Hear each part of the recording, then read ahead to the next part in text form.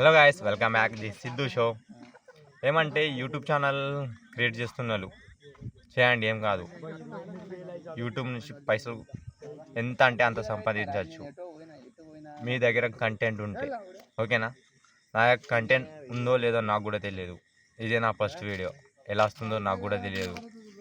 మీరు చూస్తున్నారు ఇప్పుడు నా వీడియోకి రీచ్ ఇప్పుడు వచ్చిందో రాలేదో నాకు కూడా తెలియదు. మీరు చూస్తే గింత వచ్చినట్టు, చూడకుంటే రానట్టు. నేను ఇదే చేస్తున్నా డైలీ పడుకునేటప్పుడు. యూట్యూబ్లో ఎలా డబ్బులు సంపాదించాలి అదే వీడియోలు చూస్తున్నా. నైట్ నిద్ర అలానే పడుకుంటున్నా వింటూ వింటూ వింటూ. అందరు చెప్తున్నారు ఏఐ గురించి చెప్తున్నారు, ఏఐ ద్వారా మీరు కంటెంట్ క్రియేట్ చేయొచ్చని. కానీ నాకు అంత ఏఐ గురించి అంత తెలియదు. నాకు ఏఐని తయారు చేసింది మనిషే, కానీ మంచిగున్న తెలివి ఏఐకి ఎక్కువ ఉంది. ఉందా లేదా? మనిషికి లేని తెలివి ఏఐకి ఉంది.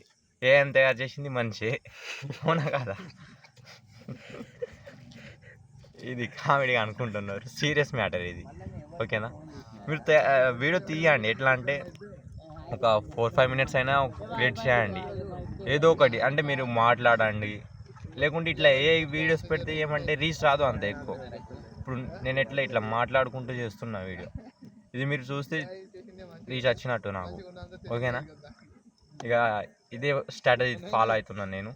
కంటెంట్ క్రియేట్ చేయాలంటే ఇట్లానే చేయాలి. ఏదైనా మాట్లాడాలి, ధైర్యం ఉండాలి, మొత్తం ఉండాలి. ఇక నశించద్దు, ఓపిక అనేది నశించదు. ఇప్పుడు విత్తనాలు పెట్టేటప్పుడు ఒక లైన్లో వేస్తారు విత్తనాలు. ఇట్లా విత్తనాలు వేసేటప్పుడు మధ్యలో ఆపేస్తే ఎట్లా? 4 మొలుస్తాయి, 4 మొలవై. కాన్స్టెన్సీ, అదే కాన్స్టెన్సీ ఉండాలన్నట్టు. డే బై డే పెడుతూనే ఉండాలి వీడియో. రీచ్ వస్తలేదని బ్యాకప్ ఇవ్వద్దు మనం. బ్యాకప్కి మళ్ళీ వీడియోస్ ఉంచుకోవాలి, వీడియోస్ క్రియేట్ చేసి. గివ్ అప్ ఇవ్వద్దు వీడియోలు చేసేటప్పుడు, ఓకేనా.